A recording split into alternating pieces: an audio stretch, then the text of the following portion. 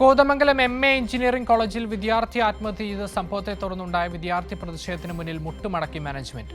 ഇയർബാക്ക് രീതി പിൻവലിക്കുക, പുറത്തായ മുഴുവൻ വിദ്യാർത്ഥികളെയും തിരിച്ചെടുക്കുക തുടങ്ങി വിദ്യാർത്ഥികൾ ഉന്നയിച്ച 5 ആവശ്യങ്ങളും മാനേജ്മെന്റ് അംഗീകരിച്ചു. ഇതോടെ വിവിധ യുവജന വിദ്യാർത്ഥി സംഘടനകളുടെ നേതൃത്വത്തിൽ നടന്ന പ്രതിഷേധം അവസാനിപ്പിക്കുകയായിരുന്നു.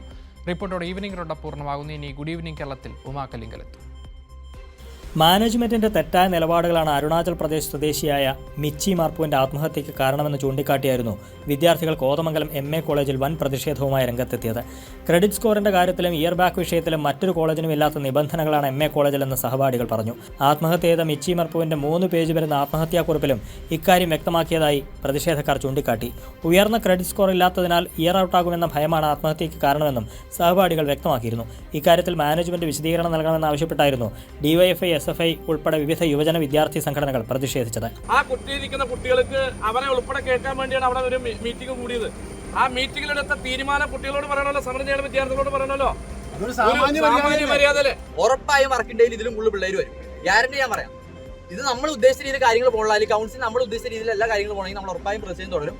ശക്തമായ പ്രതിഷേധത്തിന് മുന്നിൽ മുട്ടുമടക്കിയ മാനേജ്മെന്റ് വിദ്യാർത്ഥികൾ മുന്നോട്ട് വെച്ച 5 ആവശ്യങ്ങളും അംഗീകരിക്കുകയായിരുന്നു. പ്രിൻസിപ്പലുമായുള്ള ചർച്ചയിലാണ് തീരുമാനമുണ്ടായത്. കാര്യങ്ങൾ അനുഭാവപൂർവ്വം പരിഗണിക്കുന്നതായിരിക്കും. കൂടാതെ നമ്മൾ പറഞ്ഞേക്കുന്നത് എക്സാമിന്റെ ഫീസ് കൂടുതലാണെന്നുള്ള ആ കാര്യവും അനുഭാവപൂർവ്വം തന്നെ പരിഗണിക്കുന്നതായിരിക്കും. കൂടാതെ മാസത്തിലൊരു പ്രാവശ്യം നമ്മൾ കൗൺസിലുമായിട്ട് ഒരു മീറ്റിംഗ് കൂടാനും തീരുമാനിച്ചിട്ടുണ്ട്. തിങ്കളാഴ്ച പോസ്റ്റ്മോർട്ടത്തിന് ശേഷം മൃതദേഹം ബന്ധുക്കൾക്ക് വിട്ടു നൽകും. കൈരളി ന്യൂസ്, കൊച്ചി.